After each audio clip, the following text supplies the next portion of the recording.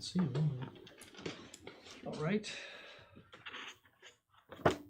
So yes, a true way of obtaining the unity of Christendom. Notice Christendom, not Christians. There's only one type of Christians, and Pius XII said, and it's Catholics. You see, so a Christendom in a broad sense, in other words, people who claim the Christian name. So, attempts at union many times. Yes, we saw that. Leibniz. Yes, we saw that there. Okay, the character of the said. No, we didn't do that. Talked about. Yeah, there was in the first side, the left side. What is toward the middle? What is most well known is the Association for the Promoting of the Union of Christendom, which was founded in 1857 in London, and whose purpose has been again expressed in the book called England and the Holy See. All right, so that was an association of high Anglicans who wanted to see three branches of the true church, and that is the Anglican, the Orthodox, and the Romans. This is what they were promoting. Yeah, right. It was under Pius IX. So among the Catholics, that was known as the branch theory. Among the Catholics, many men of the most excellent virtue throughout the whole world have thought about ways in which to more easily draw the dissidents back to Catholic unity. So the Catholic Church is always eager to bring heretics, schismatics back to the church, but obviously back to the church. That's known as the ecumenism of return. That's what the modernists call it. That's bad, the ecumenism of return. There's no such thing as, by the way, true ecumenism and false ecumenism. Ecumenism is false. Sometimes you see that in Novus Ordo conservatives talking about false ecumenism.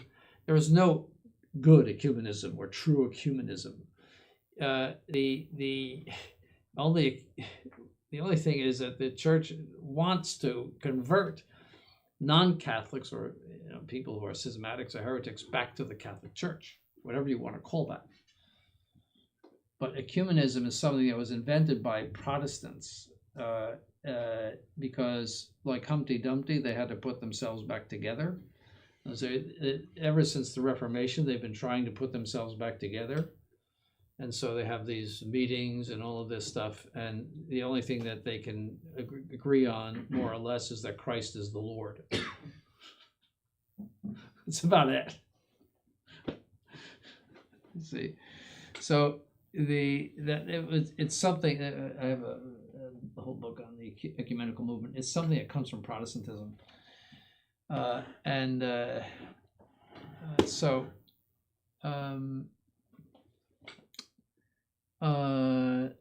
the Catholic Church favors in itself all the labors for peace and union, but does not recognize any true way of union which would be contrary to its essential constitutive elements and therefore to its dogmas. This is the Catholic position. For this reason, contrary to what Leibniz hoped for, the Catholics retained the position that all of the articles of faith were to be protected in their perfect entirety. So you have to come and do an abjuration of your heresy or your schism and be received back into the Catholic Church, the excommunication being lifted in front of two witnesses. So the priest is in a stole, and he sits and he holds sacred scripture. They put their hand on it. There's two witnesses, and they say, I adhere to the Catholic faith, a big long thing, and it's up to actually the bishop of the diocese. He can make up any kind of abjuration he wants to. So you could have a big long thing depending on what you deny. See, so the standard one that you find in the ritual is for Protestants, but there is also another one for schismatics in a different ritual that I have. See, but the bishop of the diocese could make up whatever he wants. All right. So the result was that the controversy ended and peace having become impossible when the Lutherans requested that the Council of Trent be suspended. And Leo XIII, writing to Cardinal Gibbons on January 22nd, 1899, Cardinal Gibbons being the Archbishop of Baltimore, teaches that they are going down a path other than what Christ showed us, who think that it is opportune for the purpose of attracting the wills of those who dissent, if certain doctrines, which are in a way of lesser importance, be passed over or softened in such a way that they no longer retain the meaning which the Church has constantly held. Leo XIII. Cardinal Gibbons was inclined to ecumenism. When he was a priest, I believe, before he was a cardinal, I don't think he did it as a bishop. When he was a priest in South Carolina, he would go and preach in Protestant churches, which meant that he was saying things that would not offend the Protestants. And he had that tendency to think that you can lure Protestants in by not offending them with Catholic doctrines, and that's bad. Now, Gibbons was not very good, let's put it that way, but he was appointed by Leo XIII. But you see, in the 19th century United States, the Irish clergy tended to be liberal, and the German clergy detested the Irish clergy because they were liberal. So you had Archbishop of Ireland, who was, I told you what the Cardinal de Lys said to him, do you still believe in God? He was awful. Ireland, awful. He was the Archbishop of St. Paul, Minnesota. Gibbons was awful for that.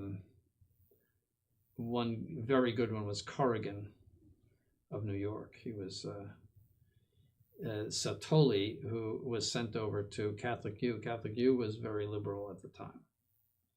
Catholic University, it was by the rector of the university was Father Keane, Irish.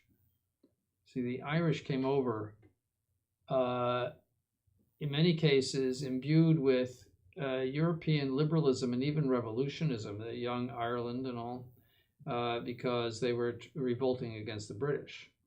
And they came over, many of them were leftists, the Irish. And so they, and also toleration, or even, for Catholics in England and Ireland, because that was part of the Great Britain or the United Kingdom, was won on the principles of liberalism.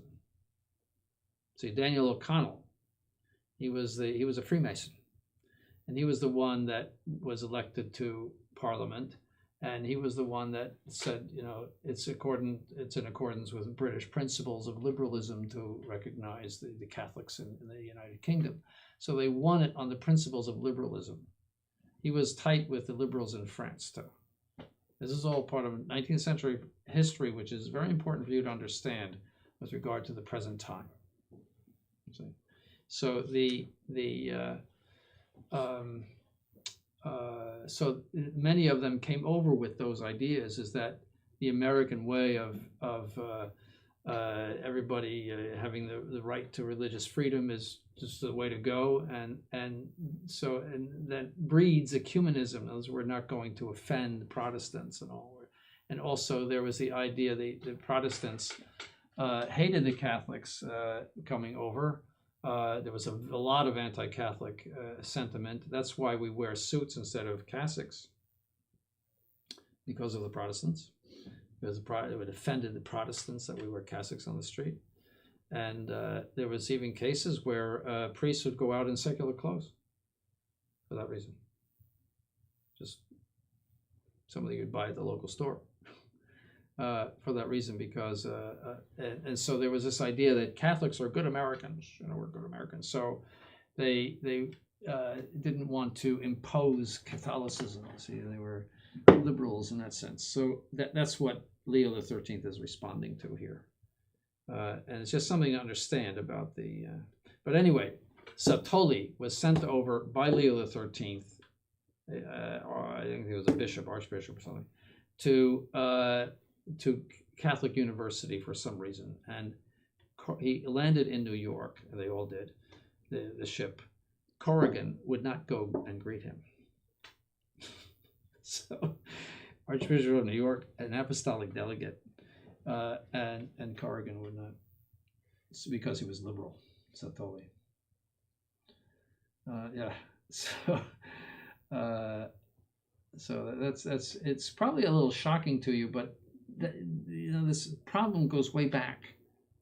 Storms don't happen all of a sudden; they gather.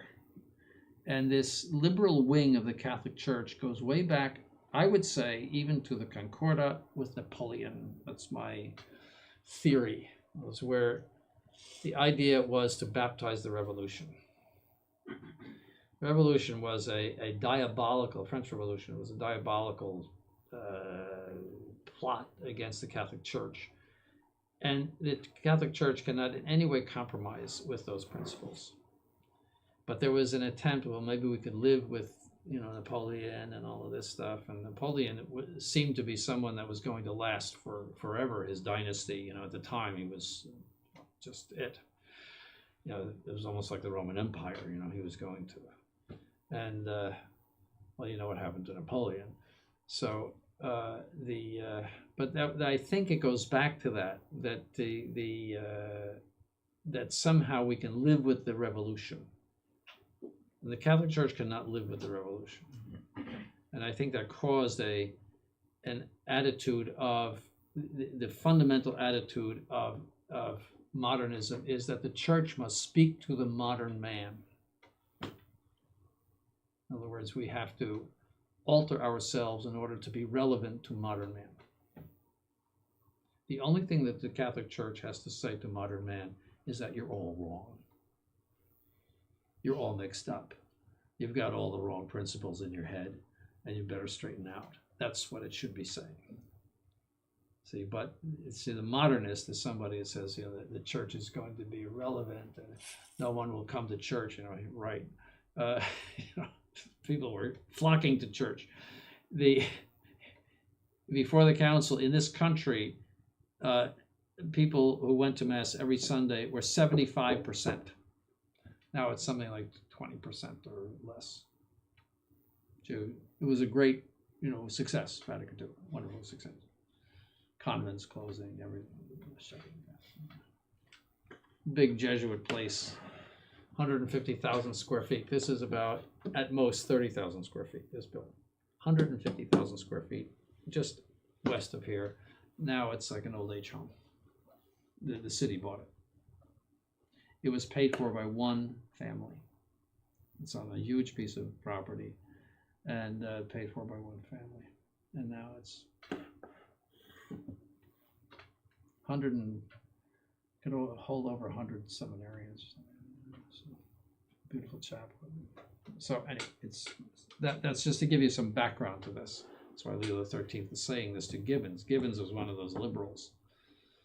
And there was in the 1914 conclave, there was a list prepared by the head of the Solitium Pianum, which was the arm of Pius X, to weed out the modernists. It was like a spy agency, So, for example, if priests were in a seminary teaching and he taught something that was modernist, and you denounce him to the Sodalitium, and it goes straight to Rome, the priest is taken out. So Pius X fired the head of Dunwoody Seminary in New York for that reason, by telegram. You're out. So that's how it was. He was determined to get them out because they were just like rats, in all the cubby holes and everything. I remember a priest told me he was in the seminary in the 1940s, and that's when things started to heat up again with modernism. And he said when he was taking notes, they were not using textbooks, but they give you notes, just like I'm giving you notes, but this is a textbook. That's the way you'd have the textbook if it were. But they would use the priest's notes, and he would teach from his notes. He didn't have a textbook. And he remembers taking notes from the lecture, thinking, I could get him on heresy for this. Priest told me that. Who was in the seminary in the 1940s. In Brooklyn Diocese Seminary. So this thing goes way back. These were people waiting in the wings, and that was his term. He said they were waiting in the wings for this to happen. He said you would go in the late 40s to bookstores and you would hear chant in English. These bookstores that would cater to the newer theology and everything. You'd hear chant in the background in English. He said it was all ready to go. So it's good to be a student of that whole thing, but you do have to do a lot of reading to familiarize yourself. But it gives you perspective. It didn't happen overnight. They were waiting in the wings, and all they needed was a John the 23rd, and that was plotted in the 1830s by the enemies of the church. We will have a pope after our own ideas. You can read about that too. Carbonari.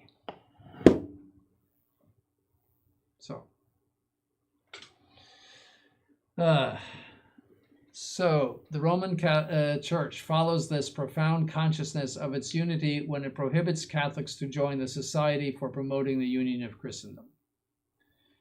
In this very prohibition, we shall consider a little more diligently what is the true way of union, the character of the said society, and the sentence of the Catholic Church concerning it. The character is described by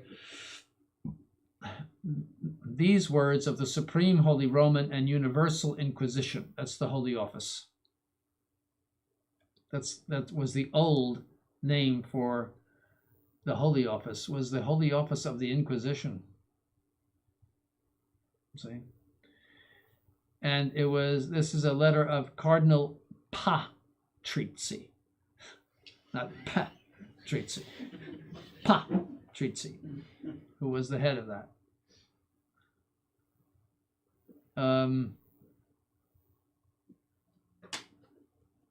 So anyway, this society has been formed and is directed and stirred by that spirit which it explicitly professes that there are three Christian communions.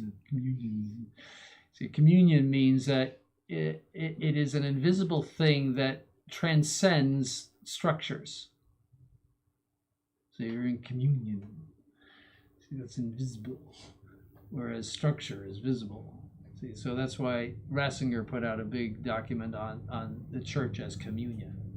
See, so then all of it gets rid of anything structural and hierarchical. So, and that's why Vatican II says that this Church of Christ, as it is organized in the world, is the Catholic Church. It subsists in the Catholic Church.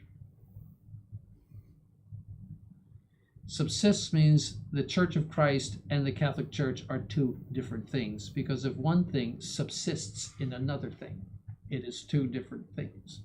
The human nature of Christ subsists in the divine nature of Christ. They are not the same thing in that sense. All right? So the human nature of Christ does not have its own active existence. The active existence is that of the second person of the Blessed Trinity. That means he is one person in that sense. There's no human person Christ. See, but you can't have you can't subsist in something else unless you have two different things. The nature of Christ and the nature of God are two different things. So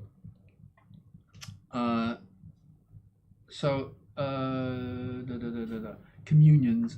namely the Roman Catholic, the Greek Schismatic, and the Anglican, and although they are separated from one another and divided, nevertheless claim the right to call themselves Catholic. Admission, therefore, into that society is open to all, wheresoever they may live, Catholics, Greek Schismatics, and Anglicans, under this condition, however, that no one is permitted to raise a question about the various forms of doctrine in which they disagree, and that it is right for each individual to follow with tranquil soul what is acceptable to his own religious creed.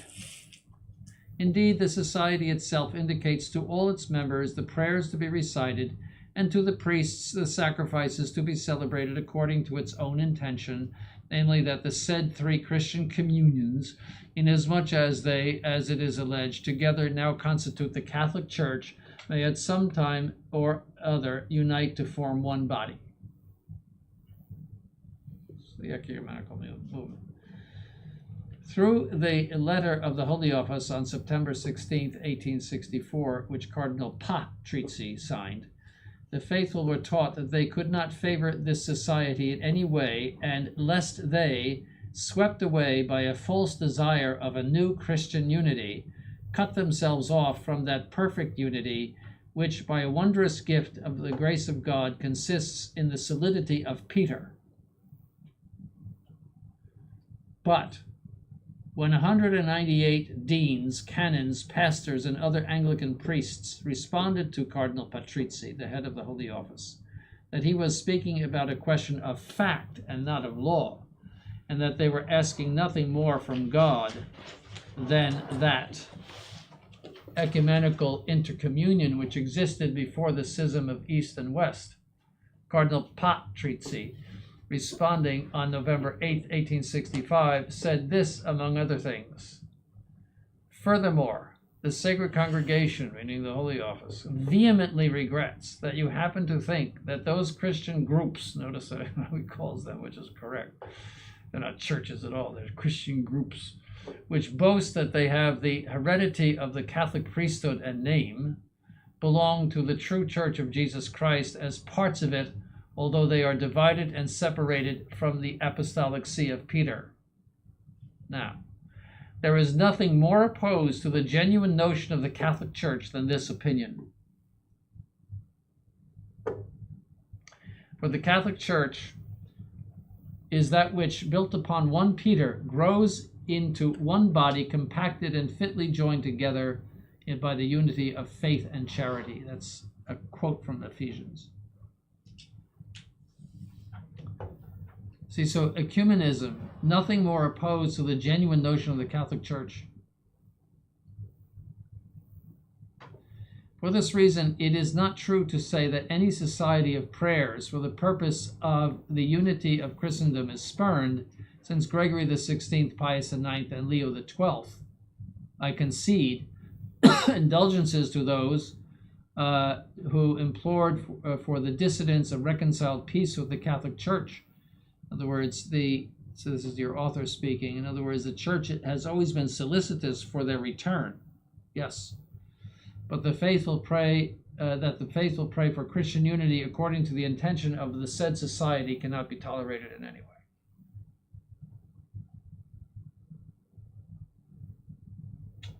So, for very good reasons, the Roman Church forbade membership in the Society for the Promoting of the Union of Christians. For the London Society was based on a foundation by which the divine constitution of the Church is subverted. That society assumed that the true Church of Christ consists partly of the Roman Church, partly of the Phocian and Anglican groups.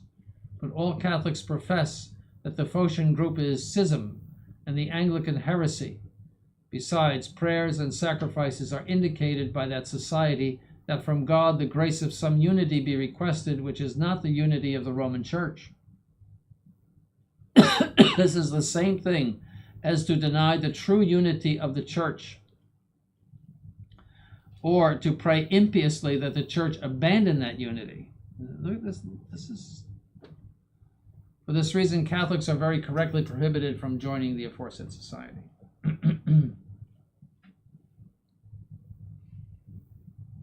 All of Cardinal Patrizzi's letter is in the. I gave you the supplement, right? Yeah, you can see that, the whole thing. The Catholics who agree with this London Society favor indifferentism and give scandal. They favor indifferentism, for the founders and rectors of that society assert that there are three forms of the true Christian religion. They assert that these forms of Christianity have one and the same faith, with the result that in Photianism and Anglicanism, one can please God equally as in the Catholic Church. This is all Vatican II. From this, it is permitted to infer that those Catholics who join the society give scandal, one, to non-Catholics, since it could easily happen that they set aside their eagerness to be united with Rome, from some vain expectation that the three communions make one whole, and each one persisting in its persuasion to come together into one. Two, to Catholics, since it is to be feared that those who favor this society be swept away by a false desire of a new Christian unity. And then if you read Mortalium Animos, Pius XI just blasts away at the whole ecumenical movement. It's very, very clear. I think that's in your supplement. So some doubts are resolved. Many affirm that the London Society wants nothing more than that unity which existed before the breaking of East and West. They say that it is permitted to Catholics to help this effort, but it is impossible that the London Society could desire such an intercommunion without harming the Roman unity. But this idea is rejected by the adversaries, for they suppose that three communions, each persisting in its own persuasion and without having abjured their errors, make up a single church. But if these three communions, despite their errors, are considered to be one true church, then each no doubt lacks infallibility, since infallibility excludes error. In other words, somebody's wrong. If you have three churches or three groups that believe different things, well, somebody's wrong. Maybe they're all wrong, or one's right and the other two are wrong, but there's some wrong. So if you say this is one big happy church, then you have to abandon infallibility. What follows from this is A, that the perfectly efficacious principle of unity of the Roman Church, infallibility, is removed. B, that the communions, each persisting in its own persuasion, could come together into one, whereas an infallible judge, whose purpose it is to determine which persuasion of the communion is erroneous or not, cannot be found anywhere. So really it brings what we call private judgment, Protestant private judgment, into what would be the church. So in England we think this, in Constantinople we think this, in Rome they think this. So what is left except some sort of empty shell? Finally, ecumenical intercommunion was in vigor in the whole Orient before the Phocian Schism. In other words, if they're so eager for unity, well, why don't they just come back? They left, why don't they just come back? They would have unity. You see? So because the Orientals had not yet withdrawn their due obedience to the Apostolic See, nor is it sufficient for the purpose of restoring this much desired intercommunion that the feuds and hatred for the Roman Church be set aside, but by the precept and institution of Christ, but it is necessary that they embrace the faith and communion of the Roman Church. In other words, just come back, make your abjurations, and we'll be happy. See, it's the only way you're going to achieve unity. All right, so that's interesting in our present. Question 7, the church to which the marks of sanctity, Catholicity, and apostolicity pertain. So whether holiness, Catholicity, and apostolicity pertain to the Protestant churches. 4 general observations. We are understanding the marks of the church as we have defined them above.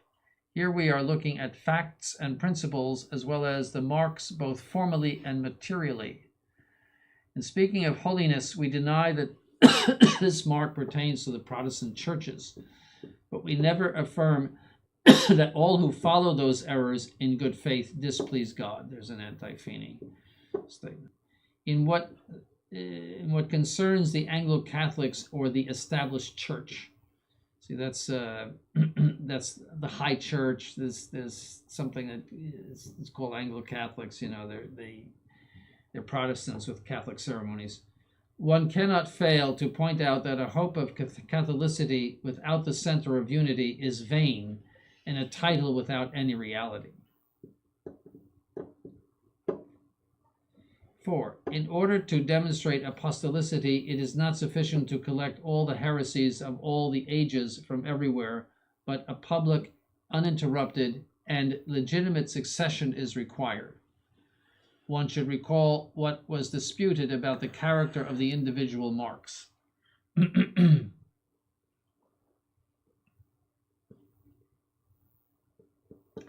So sanctity, Catholicity, and apostolicity do not pertain to the Protestant churches. So sanctity does not pertain to the Protestant churches. Argument 1, from the principles and some doctrines of Protestantism.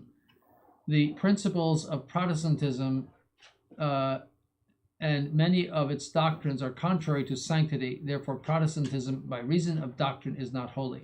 Proof of the antecedent. The fundamental principles are Scripture alone and faith alone. But these are contrary to holiness of doctrine. Scripture alone, this principle hands over the doctrine of Christ to the private spirit. But it is impossible that a doctrine which is so sublime and which is so contrary to the corruption of morals be preserved integral unless a legitimate authority corrects private opinions. Therefore, Protestantism is essentially opposed to the holiness of doctrine. Add to this that the private spirit, because it despises authority, favors the pride of the mind. See, so Luther, you can fornicate 1,000 times a day and not be separated from Christ. That's not very holy. Or if you're having trouble with your wife, then let the maid come in. That's not very holy either. The Landgrave of Hesse can have 2 wives if he wants. He permitted that. Hesse's German, Frankfurt area. The potentate of that area. He said you can have 2 wives. It's not very. And that's Luther. Divorce and remarriage, and the whole idea that God knows we're sinners, that all we have to do is have faith, trust in God, that He's our Savior, and that's Protestantism. And God knows that we cannot keep the commandments. He doesn't expect us to.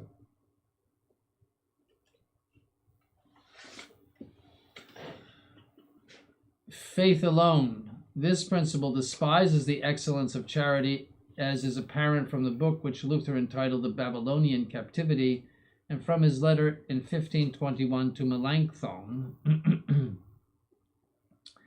in which we read, "Be a sinner and sin strongly, but believe more strongly." It's a famous quote of Luther.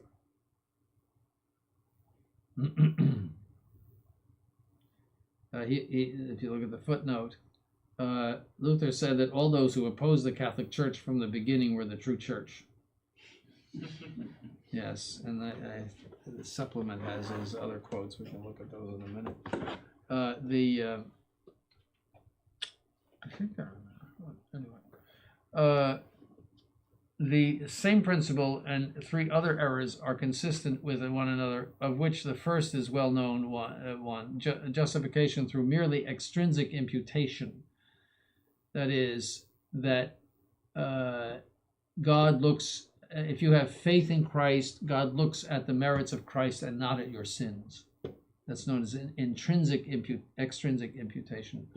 That is, there is not a sort of a cleansing of the soul and making your soul pleasing to God through sanctifying grace. That's forget about that. You're a sinner. You remain a sinner, but God looks at. He's like a covering over you. He looks at the merits of Christ. So you're justified and you're certain of going to heaven because no matter what you do. God knows you're a sinner. You can't keep the commandments anyway.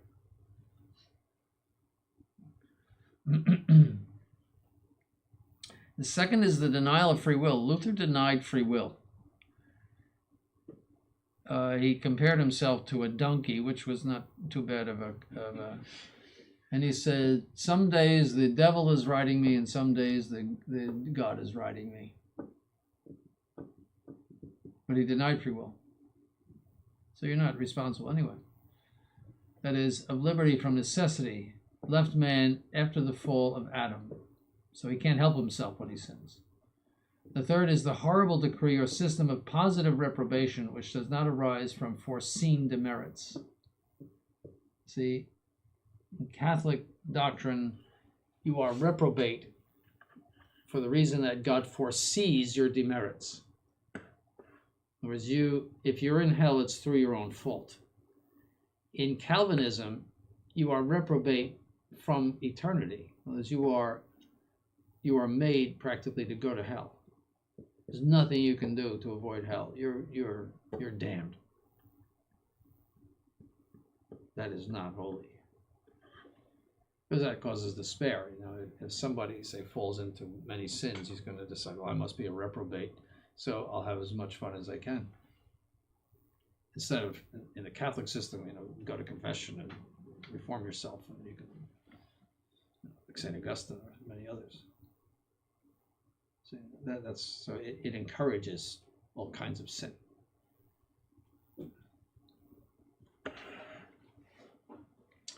Doctrines contrary to sanctity: the contempt for fasting, virginity, the evangelical counsels, the invocation of the Mother of God, the veneration of the saints, and of many things which are considered to be helps to sanctity or the fruits of sanctity. So that's what Protestantism denies.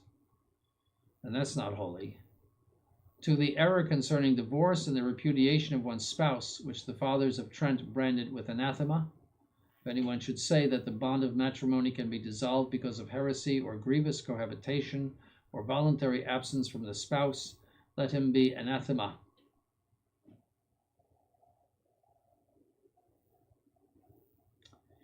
If anyone should say that the Church errs inasmuch as she taught and still teaches that in accordance with the evangelical and apostolic doctrine, the bond of matrimony cannot be dissolved because of adultery of one of the married persons, and that both, or even the innocent one who has given no occasion for adultery, cannot during the lifetime of another contract another marriage, contract another marriage, and that he who after the dismissal of the adulteress shall marry another is guilty of adultery, and that she also, who after the dismissal of the adulterer shall marry another, let him be anathema. That's all against Protestantism, because all those things were said. It is certain that Philip, the Landgrave of Hesse in 1540, married Margaret of Zoll, while his wife Christina was still living, based on decisions and dispensations of Luther, Bucer, who was another Protestant, and Melanchthon, all Protestant reformers. So bigamy, that's not very holy. The axiom which amounts to the idolatry of the state, whose region it is, his also the religion shall be. That was how Germany was split up. Cuius regio ipsius or elius religio. The superstitious insanity of the sects, which are called fanatic, and their false opinion of piety. So it gave rise to all kinds of Quakerism and all. 5, the naturalism of the modern Protestants and their preaching against supernatural things, which is growing among Protestants. So this is written around 1900. Protestants became very naturalistic in the 18th century. That's why you had the rise of Methodism, and you also had the rise in Germany of something called Pietism, as a reaction to the rationalism of Protestants. That's what he's referring to. So Methodism was John Wesley. He sort of got people stirred up again, with piety, Protestant piety. But now they have gone the same way. They have same-sex marriages now. but they just had a big split, the Methodists. As a matter of fact, the two churches that we looked at near Harrisburg were former Methodist churches. I'm wondering if they did not split up because of that. In other words, if the congregation split, or maybe they didn't have enough, because it was around the same time that they both closed. But there's a Methodist church north of the school in Brooksville, which is biblical Methodist now. Biblical, I noticed that the last time. It's a Bible. And so...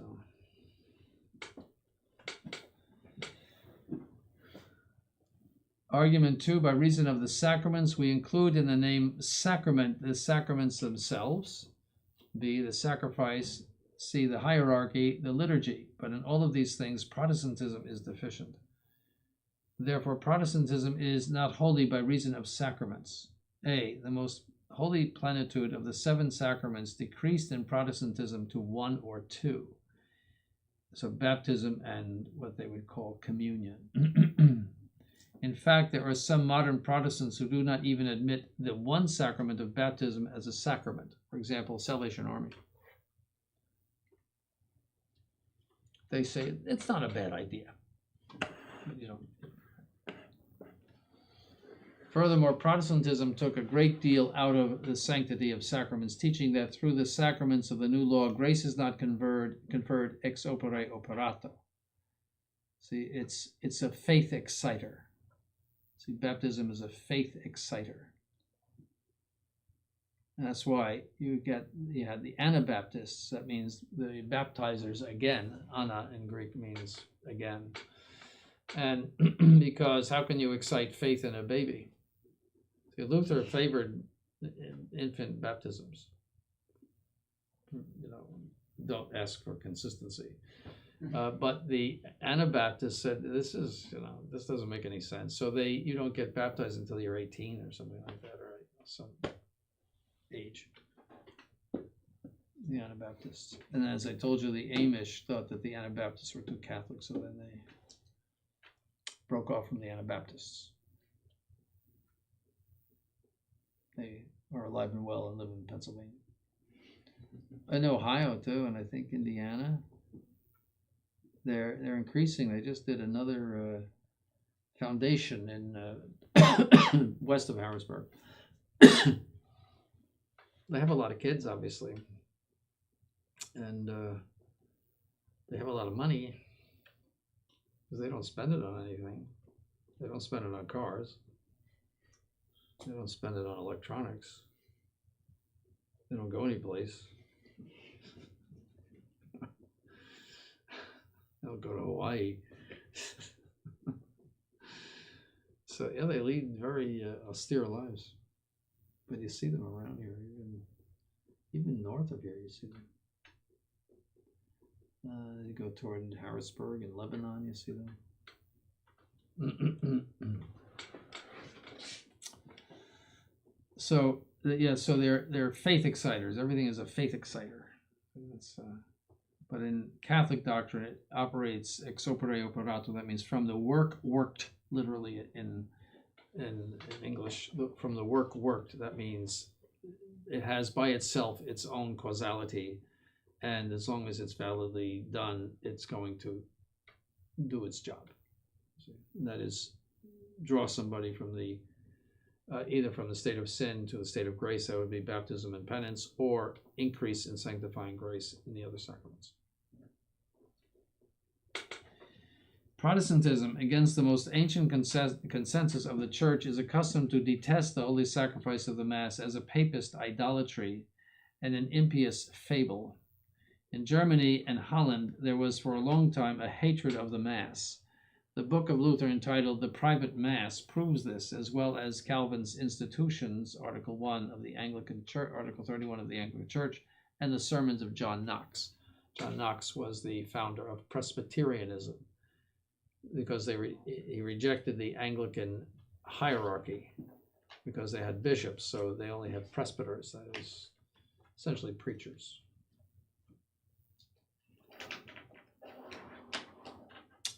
Scotland, John Knox.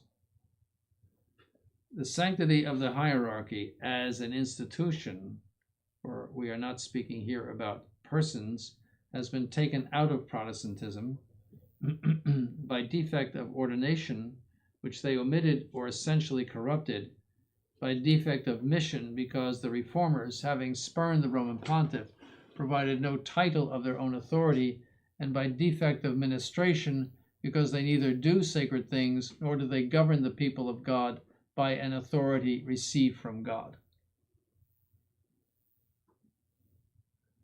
People of God here means the Roman Catholic Church. So they have no title of authority. Where do they get it? See, but they would say, well, from the congregation.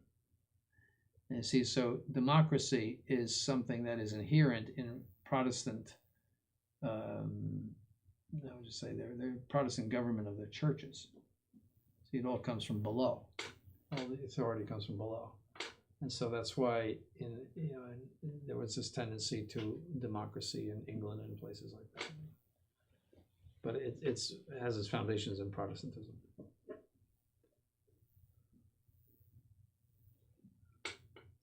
And that causes a spirit of revolution. If it's all from below, that means the mob has authority, and that the ministers, the king or other ministers, are just puppets of the mob.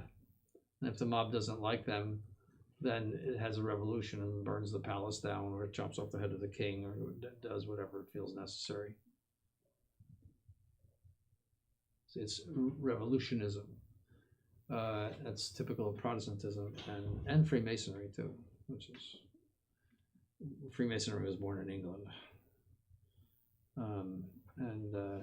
So whereas the Catholic notion favors monarchy, at least in its philosophers, favors monarchy, first of all, because it is an image of the government of the whole world by God. In other words, that a single person rules, and also affirms that all authority comes from God. So no matter what kind of government you have, and the church is indifferent really to what kind of government you have, all authority comes from God. That's St. Paul. It does not come from the mob. But this mentality that the people name their pastors and give them authority to rule, etc., that's all Protestant. So, D, liturgy. Oh, do you have a break now? You can take your break.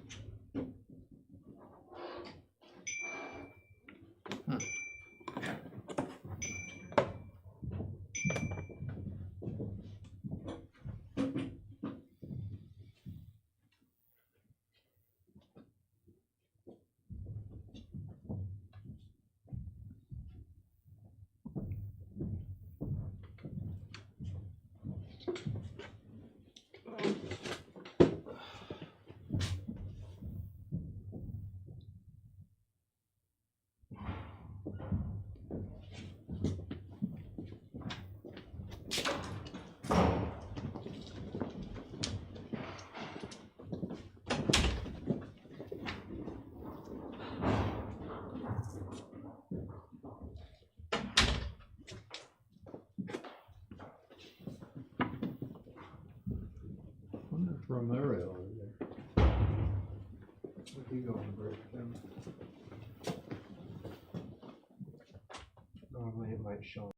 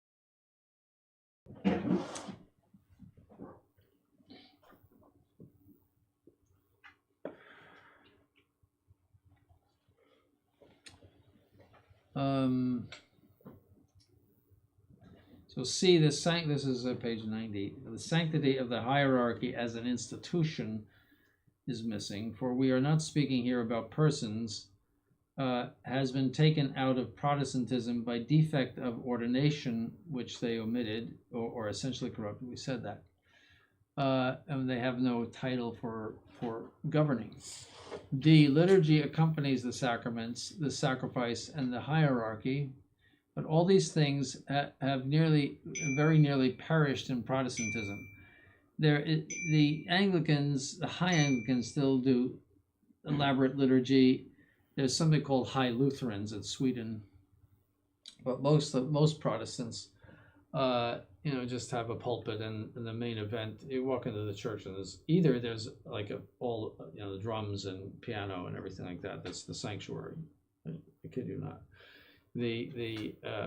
That's what we found in the church in Potsdam, is musical instruments and pop music.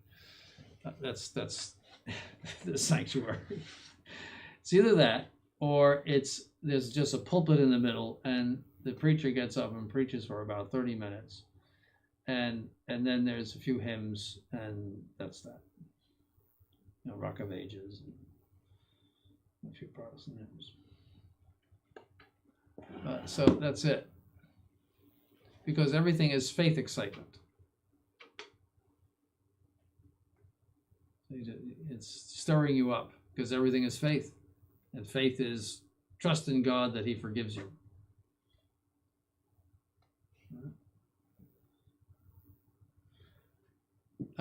Having overturned the order of things, the reformers spurned the saying of Aegidius of Viterbo, "It is permitted that men be changed by sacred things, but not that sacred things be changed by men." Argument 3, by reason of the members, neither the founders of Protestantism were holy, nor its fruits. Therefore, by reason of the members, it cannot be said to be holy. Proof of the antecedent. The principal authors were Luther, a truculent, prideful, abusive man, an adulterator of sacred books. He changed, for example, the epistle to the Romans. He put in faith alone. There is no alone in sacred scripture. Faith alone. It just, St. Paul says, you are justified by faith, which is true. That's one of the elements of justification. Right? But he never said faith alone. And Luther put it in, and he was accused of that, and he said, well, that's what St. Paul meant. He admitted it. He said, that's what he means. All right, so a transgressor of his vows, obviously, married a nun, someone who indulged excessively in the drink, and had contempt for authority, a rabble-rouser, even ever unabashed to pronounce any insult or filthy statement. He was very foul-mouthed. Calvin, a frigid, biting, and cruel man, an arrogant defender of his own infallibility, and with contempt for the ancient fathers of the Church, gave this tribute to Luther: "We testify that we consider him to be an excellent apostle of Christ." Henry VIII was an adulterer and a murderer. We don't have to even speak about him. He died of syphilis. Elizabeth was the perfect image of her father Henry. She was a loose woman, let's say. She was as ugly as sin, but in order to get favors, and people would court her, let's say, and she was bold, and also Elizabeth, she was bold. She was the daughter of Anne Boleyn and Henry VIII. She murdered Mary, Queen of Scots, who was the true Queen of England. The proof of that is that when Elizabeth died, the crown went to Mary's son, James, he was James VI of Scotland. He became James I of England. This was early, about 1600. But that's proof that she was the true Queen of England, because he would never have succeeded if she had not been the queen. So she murdered her. Right. So that's Elizabeth. And she also put to death many priests in a most horrifying manner. She was a horrible, horrible woman. And she also authorized the British Navy, if you want to call it that, to commit acts of piracy against the Spanish. And she was just perfectly horrible. But she's called Good Queen Bess.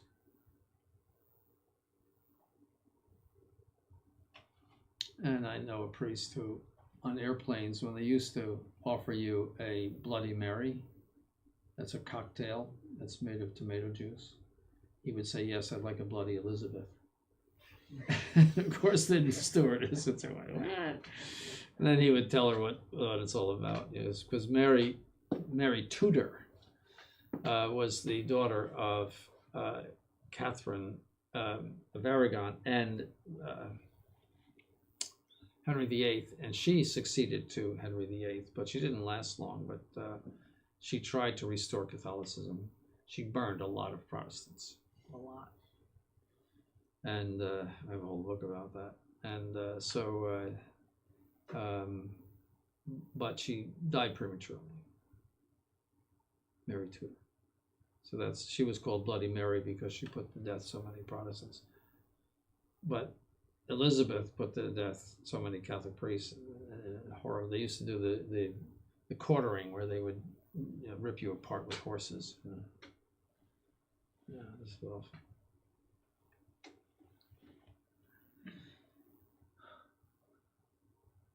Protestantism has not borne the fruits of holiness. Luther said, "The world becomes worse and worse every day, for now we see the people becoming more infamous, more avaricious, more unmerciful, more unchaste, and in every way worse than they were under popery." It's a quote from Luther. Melanchthon said, "The world is full of crime and rage, and loves flattery more than the former age." A clear contempt for religion is growing. In the time of our ancestors, there was not so much gluttony as there is now growing more and more among men. Therefore wars come, uncontrolled developments, and other great calamities, because all are very eager to obtain unbridled liberty and infinite license for all of their desires. Erasmus, I know that nowhere has there been more lust, more acts of adultery than among the evangelicals, that means the Protestants. For this is the name by which they want to be called. Did not Luther say that he prefers the former kingdom of the Pope and the monks than this kind of people who rush into the life of the Sogdians, whoever they are, under the pretext of the gospel? Did not Melanchthon deplore the same thing in his letters to me? Did not Echo Lampadius, another Protestant, say that the same to me in my conversation with him? Ever since they took away so many things, things have not improved. These were the beginnings of the Reformation. With Merit Dietrich, a Protestant, wrote at the same time, "This cyclopic savagery increases everywhere." It is clear that Protestant doctrine led to such great corruption. Well, you know that faith alone. And God knows you're a sinner and you can't keep the commandments. Furthermore, the holiness of Protestantism was never manifested by the true indicators of supernatural life. There is lacking to it the heroic virtue of the saints. See, how can you become a saint if you're a sinner? If there's no sanctifying grace, if there's no life of God in the soul, and you're just covered like with a blanket, how do you become a saint? How do you progress in the spiritual life? So it just levels everything. It's all a bunch of sinners who are covered up with the merits of Christ.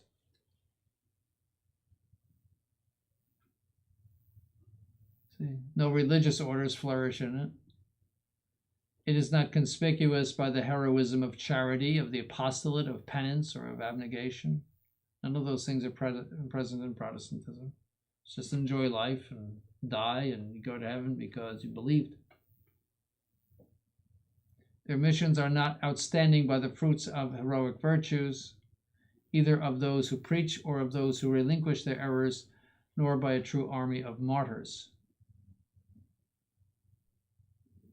No miracles, finally, are seen in Protestantism, nor is there any hope of miracles. Luther said, "From us who deny free will, one ought not to require miracles." Calvin said to the King of France, "Those who ask miracles from us do so perversely." Erasmus affirms, "Not one of them as yet exists who could even cure a lame horse." In the present day, the charism of miracles appears no more than it did in the time of Erasmus.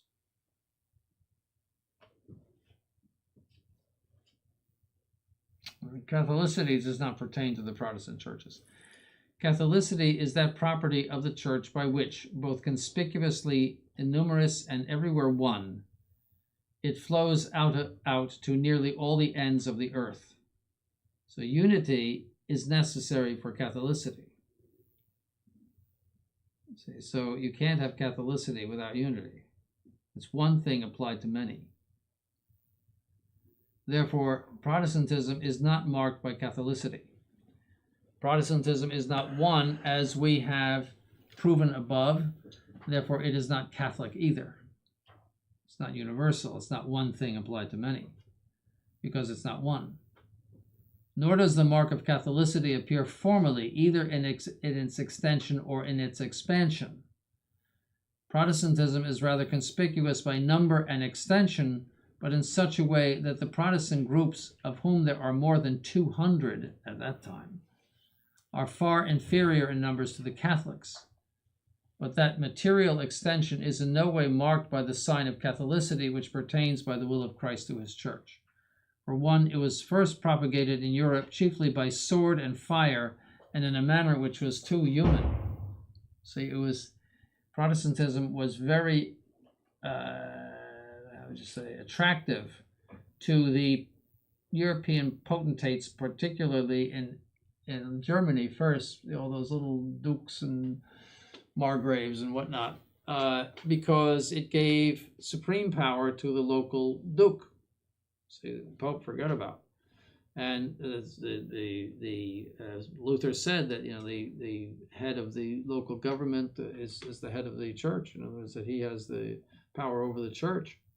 So that means they didn't have to pay ecclesiastical taxes, and that they had all the power. So it was the nobles that promoted it in Germany. In England, it was, of course, Henry VIII, who first became a schismatic. He actually never became a heretic, and as a matter of fact, he detested Luther. He was a schismatic. He made himself the head of the church in England, but he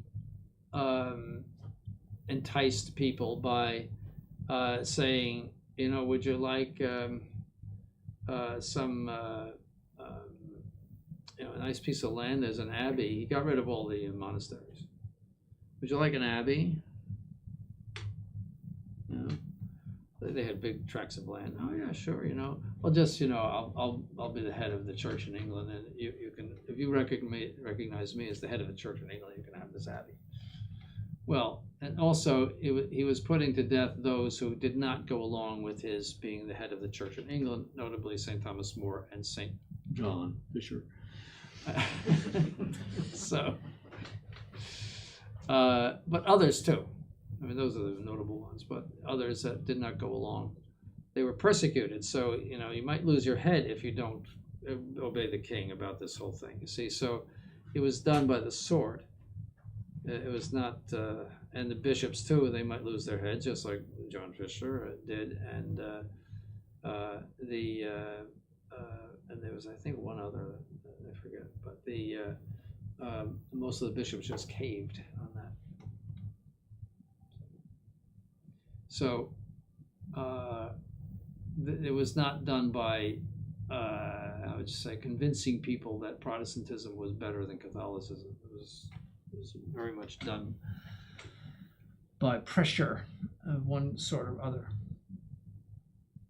So, 2, soon it became divided up not as an expansion of a single group of faithful, but became a cohabitation of opposing doctrines under one roof of non-Catholicism. 3, the work of the missions, although it had not even thought of propagating the name of Christ among the pagans for 130 years, was first undertaken by a certain John Eliot in the North American colonies in 1646. The Catholic powers, such as France and England, Spain, were sending priests out with all of their explorations. So California, Mexico, all of the South America, everything was all evangelized by priests. And North America was by the French. The French were already, by 1646, they were already in Canada converting Indians. The St. John the Brebeuf was martyred in, I think, 1649. So they were there preaching the gospel already for a long time. So afterwards, the work of the missions had relatively small results. In more recent times, Protestantism has had greater success, but in general not greater in either quality or quantity than what can be obtained by force and dependence. So the Anglicans went out to the British Empire in the 19th century, and the viceroy of the king is an Anglican, and it was, so you become an Anglican. It was their empire, the fact that they were in charge in those colonies, made joining the Church of England attractive.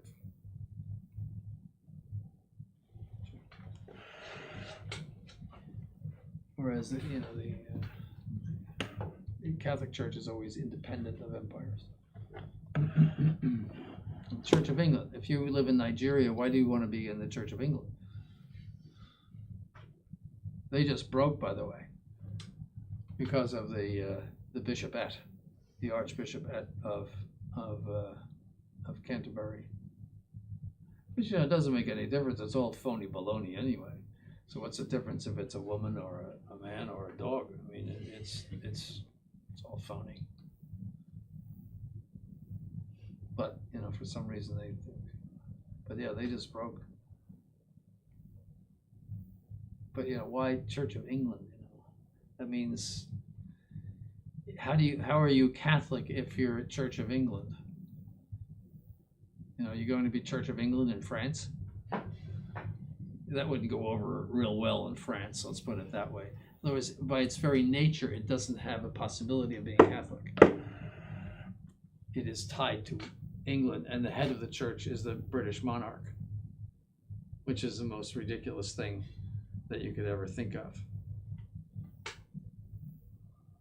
For example, Edward the Seventh was one of the filthiest human beings that ever existed.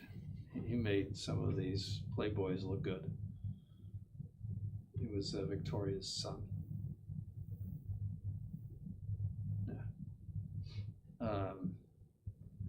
And others, some, the little Elizabeth, and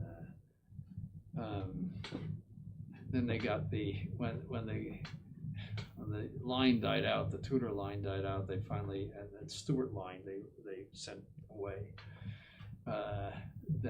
Although Charles II was pretty dissolute too. He was a Stuart.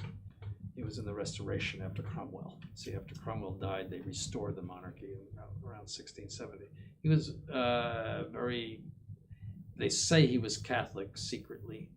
Louis XIV got him to say the Rosary, and favorable to Catholics. I have actually a book printed in 1672, I think, on the Mass that was printed in England. So that would never have happened under Cromwell. And so there was a Catholic restoration, you might say, at that time. And then his son, his brother was James II, who tried to restore England to Catholicism, but went too fast. And Innocent the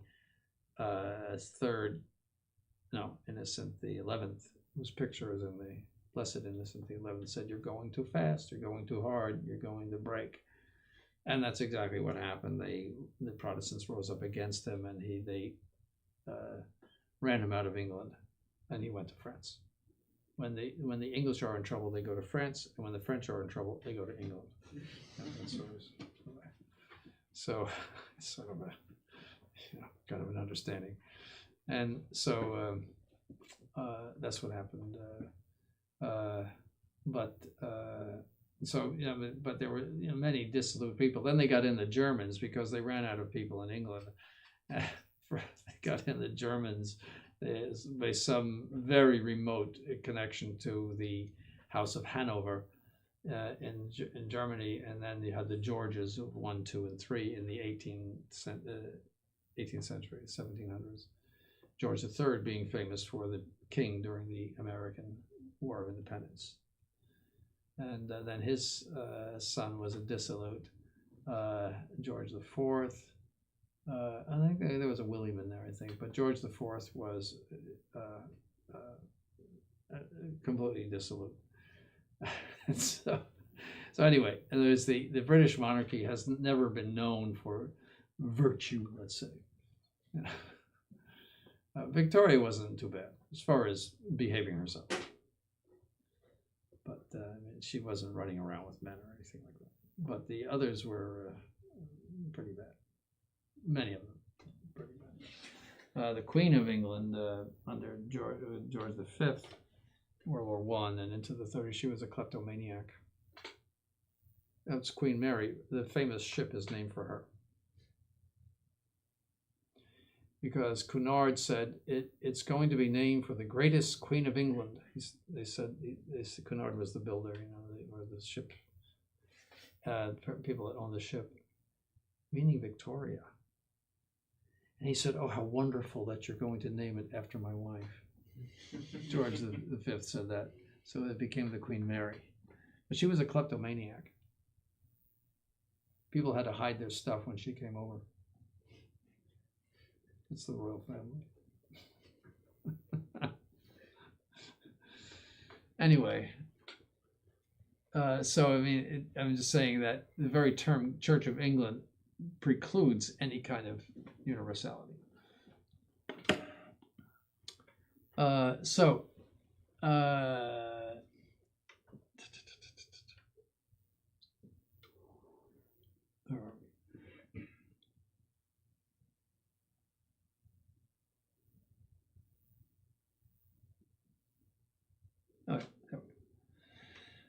So afterwards, both within the missions and outside of them, the principles which dissolve Catholicity, that is, which corrode an organization which is everywhere one, adhere to the essence of Protestantism as such.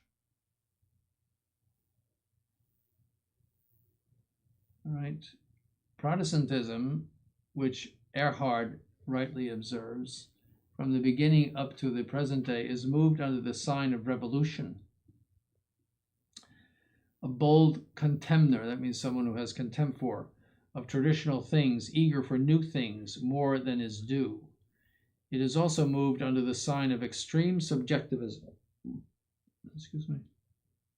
by which it happens that the systems of individuals, more than the truth of Christ, given objectively, is propagated among the various peoples. It moves under the sign of nationalism and national churches, in which would be found only fractions and fragments of Christianity. It moves under the sign of defection and apostasy from the essence of the Christian religion, as it is a supernatural religion, in such a way that the preaching of the gospel has become the propagation of rationalism and naturalism. It's true. Protestantism, therefore, is by its very nature is not Catholic, but is the denial of the mark of Catholicity. So, as I said, it fell into rationalism and naturalism. Apostolicity does not pertain to the Protestant churches, The church is called apostolic if it continues A, through the legitimate succession of pastors, B, never interrupted from the time of the apostles, C, in the identity of doctrine, sacraments, and government. But none of these things is seen in Protestantism. Therefore, this religion cannot be considered apostolic. A, for the legitimate succession of pastors is required 1, valid ordination, 2, a legitimate mission from those who have succeeded to the apostles, but neither of these things is found in Protestantism. Therefore, it is not apostolic. In general, there is not even the shadow of a valid ordination. This is certain among all. The validity of orders, however, in the Anglican Church or established church, even if they had not supplied absolutely firm reasons for denying it, would be able to help only a few members, namely of the established church. So some of them went and got themselves ordained by people who were validly consecrated. Some of them did. Legitimate mission was destroyed in Protestantism from the very beginning, for the reformers could not claim for themselves either ordinary or extraordinary mission. They could not claim ordinary, since it would have been necessary to obtain this mission from a church already existing. But the reformers were not sent by a church already existing, but instead they rebelled against it and protested against it.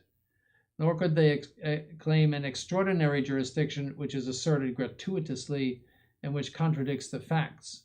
Our Lord never taught that there would be any mission to be hoped for outside of the ordinary mission. This reasoning is absolutely certain, nor should it be of any wonder that Luther changed his position concerning his mission against the Catholic Church no less than 14 times. All right, so what we are doing, for example, is carrying on the ordinary mission in an extraordinary manner, but we do not have an extraordinary mission. Otherwise, we would have a hierarchy. If you have mission, you have a mission means you have authority.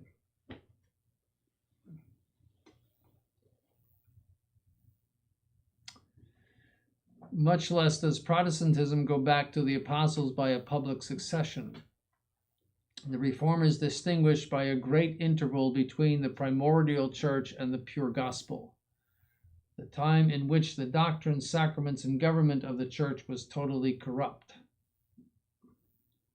Therefore, the connection of Protestantism with the apostolic church has been interrupted. The consequence is clear. For Babylon, the king of Antichrist, and the beast of the apocalypse interrupted this connection, for the reformers called the Roman church by these names. See, so this is how they essentially said that, for centuries there was only the beast of Babylon in Rome. There was no true church. And they finally figured out how to put it back together. Thus, Calvin was able to assert the true series of ordination was interrupted by the tyranny of the Pope. Now we need a new help in order to restore the church. But whatever the reformers of the 16th century taught about the tyrant Pope, it remains an indubitable fact that there was no other Christian church for many centuries besides the Roman Church. In other words, not until 1053 to 1054, there was only one Christian church.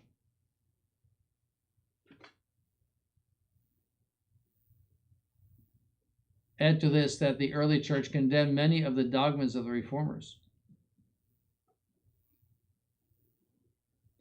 Protestantism is a new church, and therefore it is not apostolic. Proof of the antecedent, it is evident from public facts. Protestantism abandoned in rebellion that church, which goes back to an uninterrupted succession of Roman pontiffs to Blessed Peter. I don't know if you're seeing in this all of the arguments for the thesis. In other words, if you say Vatican II is a new church, and well, where is the old church? In other words, the church is not merely a communion, but it is a structure, and the structure must constantly exist until the end of time. That's actually a dogma. See, so you should see the dangers of saying Novus Ordo Church. So you should avoid that. Novus Ordo religion. Right? But they have not founded a new church, and that is the very problem. If they had founded a new church like these people did, it would be very clear. Hey, you went off and just did something the Protestants did, and bye. Sorry. But they are using the Catholic brand to promulgate the heresy by precisely not breaking. And that's what the modernists said they would do. There's plenty of evidence for that.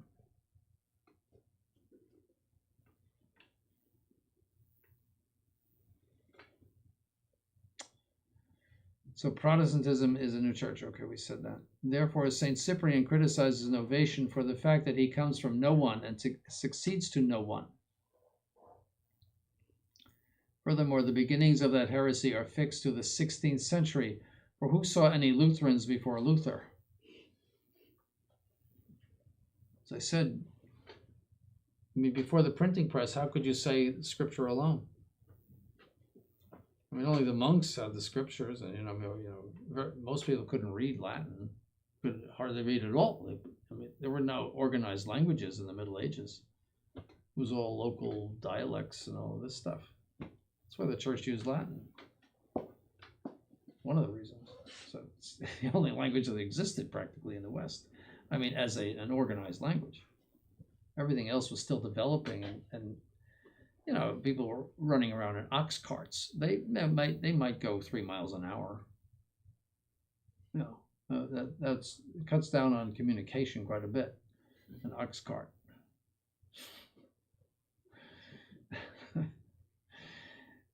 Pottstown is 35 miles away. Imagine doing that in an ox cart. That would take you 10 hours? More than 10 hours? 3 miles an hour, yeah. So you leave in the morning, you get there about 5. Then you have to come back.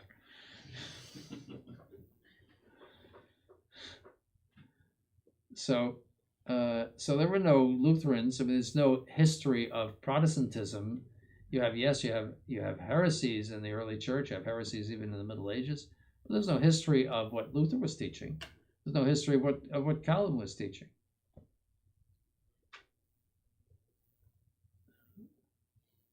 And who had Bibles before the printing press? 1453. And translations. See, because only the clerics, that's why clerics, clerical, the word clerical meaning office, people that work in, because only the clerics knew Latin. So they could write letters and things like that. So they were clerics, clergy, the same thing, because they were the educated ones. But most of the people were farmers and serfs, and you might have had some aristocrats that knew some Latin, but it was very limited. So the translations came out shortly before the Reformation.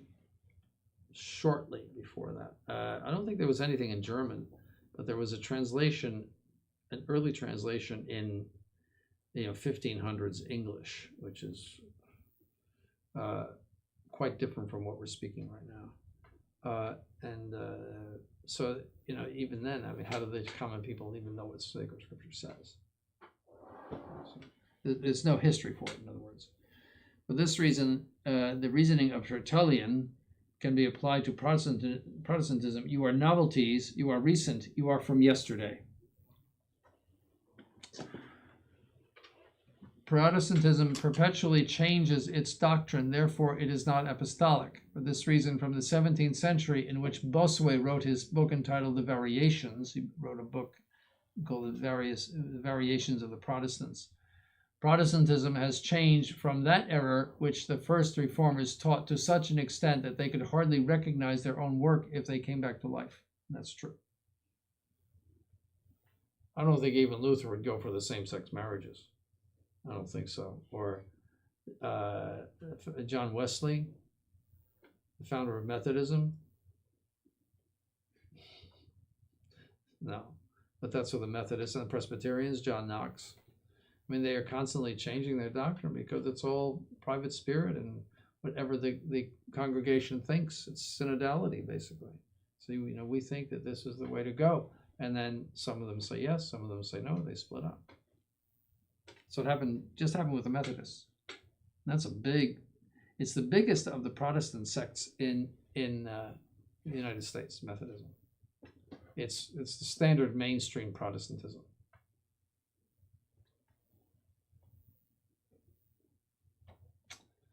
Objections. Protestants profess that the books of the Old and New Testament are their rule of believing and acting. Therefore, they are not deprived of sanctity. Response. I distinguish the antecedent. Protestants profess that those books are their rule of believing and acting in an extremely imperfect manner. I concede. Perfectly, I deny. 4 things show how much Protestantism is imperfect in this regard. A. The authenticity of these books is rejected by many. So they argue about what is inspired and what is not. B. Many do not believe in divine inspiration. C. Because the authority of the church is spurned, they have adopted the imbecility of the private spirit. So you can believe whatever you want after you've read it.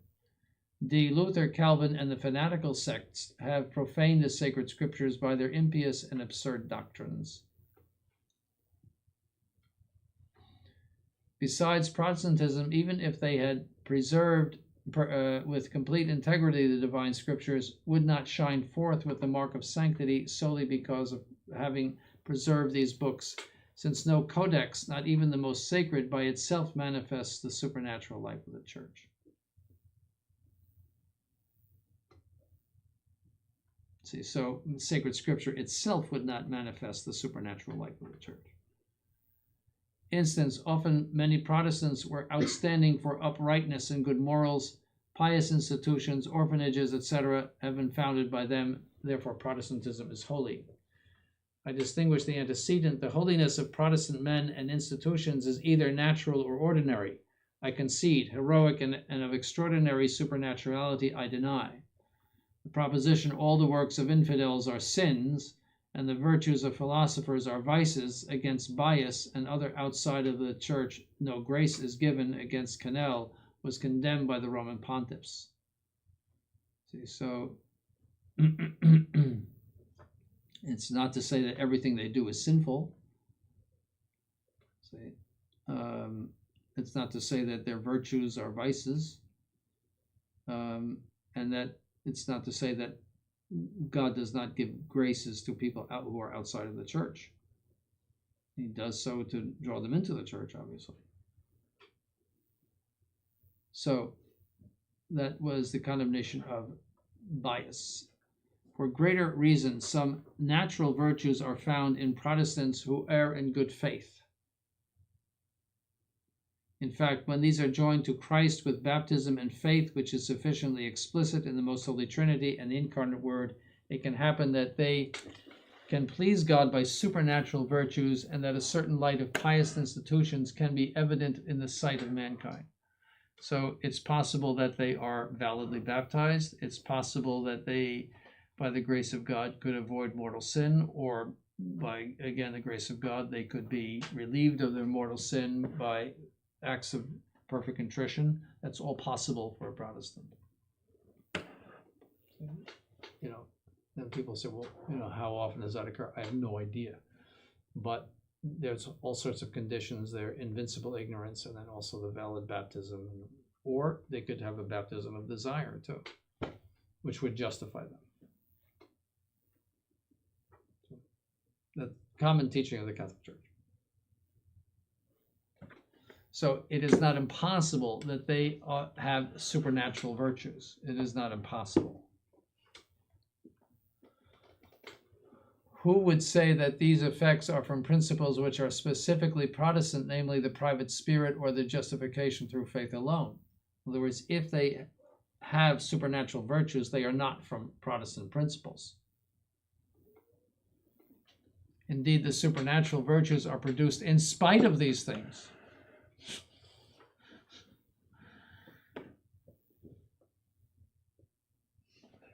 In other words, they have somehow overcome the problems of Protestantism. Virtues, however, which are heroic and of extraordinary supernaturality, which are heroic and of extraordinary, which are evident in saints, miracles, and charisms, are sought in vain among the sects. So you do not see that. You do not see extraordinary sanctity. There is no observance of the evangelical councils. There is no priest like St. Vincent de Paul, no monk like St. Bernard, no king like St. Louis, no doctor like St. Thomas Aquinas. Need we say more?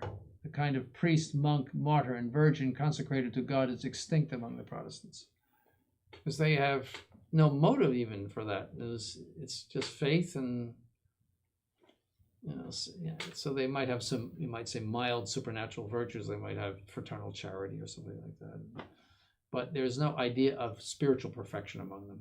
It's just not part of Protestantism. And as I said, that's why Protestant Europe became very naturalistic and worldly, because there is no idea of rising above this world in order to be more joined to the next world in religious life, or any kind of as you're in a box, and if you have faith, you're in the faith box, but there's no way to get out of the box. In other words, to go higher than the box. And all you have to do is, I have faith, and that's that. You're done. You have a reservation in heaven, as one Protestant said to me.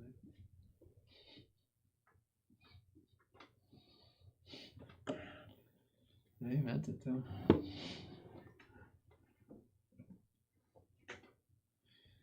Instance, Protestantism is holy if by its influence it reformed the very Roman Church, but when Protestantism arose, the Reformation of the Roman Church followed. From this it follows that the work of the Reformers was outstandingly holy. I distinguish the major. If Protestantism was the cause of the reform of the Roman Church, I concede. The occasion I deny. I distinguish the minor when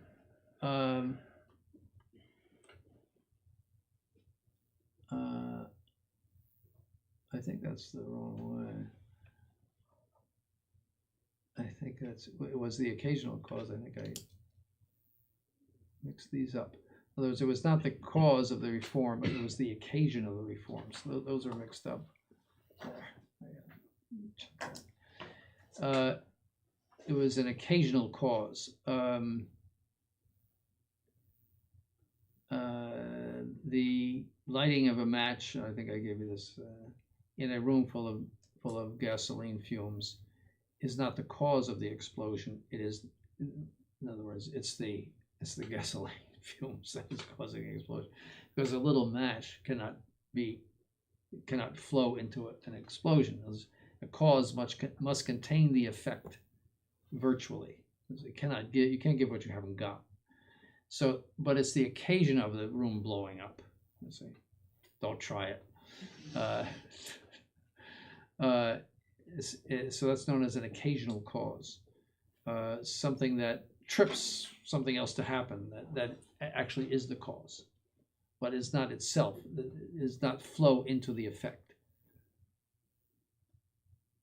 Does that make sense? That's a little metaphysics or physics. All right, so that's as many occasions. I'm trying to think of another occasional cause. You could have an occasional cause of a war, for example. World War I, the Franco-Prussian War, was occasioned by an insulting telegram, the Ems telegram, that Bismarck sent to Napoleon III, because Bismarck wanted a war with France to put down France. And so, normally that would not cause a war, but things were so tight or so built up between France and Germany that Bismarck, just wanted to light the match, and boom, and he knew Napoleon. Napoleon was a very vain person, Napoleon III, very vain person, and also he was becoming unpopular at home, and he knew that the way you get popular with the French is to give them victories. And that's true. You bring glory to France, and then you are it. You get statues and everything.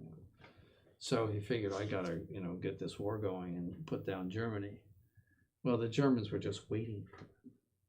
I mean, it was just falling into a trap. And also the French military had been neglected for a long time. So everything was against them. And they collapsed after, maybe about a year. They held on for about a year, maybe. But, and then, as I told you, they captured the emperor. It doesn't get any worse for you than that your emperor has been captured by the enemy. I mean, that's like in chess when, checkmate for the king, he gets captured. See, it's over. So then the Prussians came into, they came as far as Nevers. I remember that. That's middle of France. I mean, they just overran France. Occupied Versailles, occupied the heights around Paris. Paris became a communist. It was commune, and it was just chaos in Paris. And the Germans were just looking at all the things going on. There's a lot of big hills around Paris. They're just sort of enjoying the whole thing. So that's an occasional cause.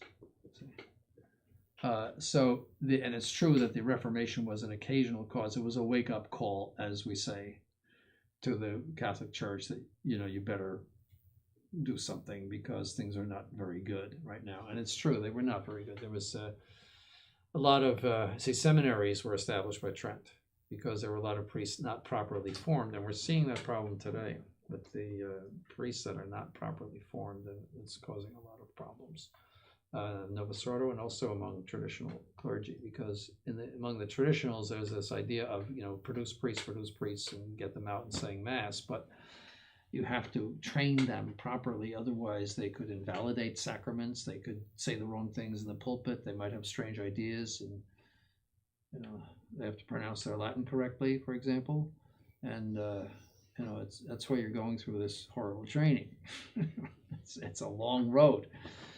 But you can see, the priests that came out in June, they're both well trained. They're being successful for what they're doing, and that's the product, So, but it's not an easy road for the seminarian. There's a lot of academic work. There's a lot of personal spiritual formation. That's why you have the spiritual direction, the spiritual conferences, et cetera, et cetera, et cetera.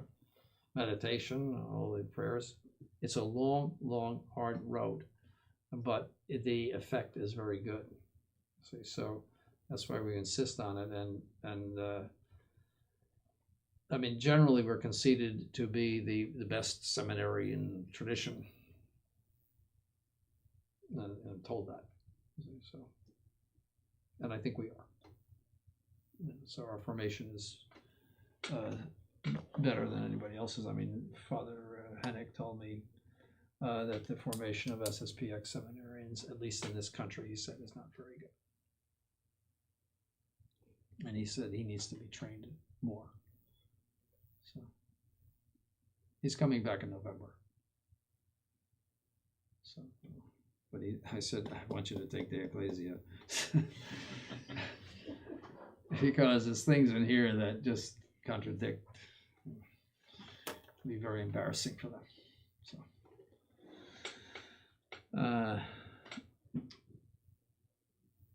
So for example, he said in moral theology, they use the baby Prumer. There's a little book of Prumer for moral theology that you're meant to use in the confessional if you're stuck in the confessional. Like if somebody tells you a very complicated case, you have to look it up. That's what it's meant for.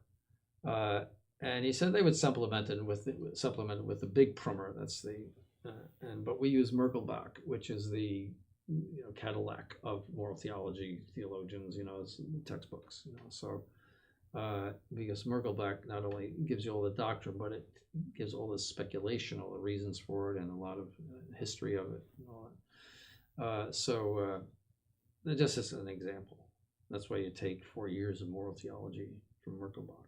It's terrible. a lot of memorization. I mean, it's awful. But you're trained. You see, you're well trained. So that's one of the things that the Council of Trent did.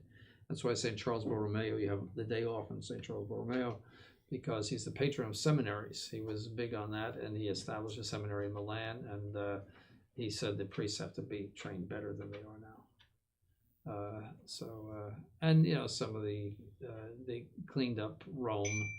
Rome was a moral mess, and that's one of the things that scandalized Luther when he visited in the late 1400s. It was not edifying whatsoever. I mean, there are even stories of the mistresses of the cardinals showing up at the ceremonies. Yeah. Yes. So, no, it was worldly and corrupt during the Renaissance, in 1400s. There were some great popes during the 1400s, but there were some lousy ones too. Let's put it that way. From the point of view of discipline and worldliness, Sixtus IV, for example, very into all the humanistic art and everything. He's the one that built the Sistine Chapel. So you'll study that. So the church needed a lot of reform, and it was done by the Council of Trent. And you had some great popes then. You had Paul IV. He put in so many reforms that when he died, they chopped off the head of his statue and kicked it around Rome, because he was, you know, pushing for reform. He was very unpopular. And then after him, you have Pius IV, and then Pius V. And then you had a series of Gregory XVI, Sixtus V, and so forth, Clement VIII. A very good series of popes after that. So the church was in need of it. So it was a wake-up call. That's the point of it. Okay. You'll study all that.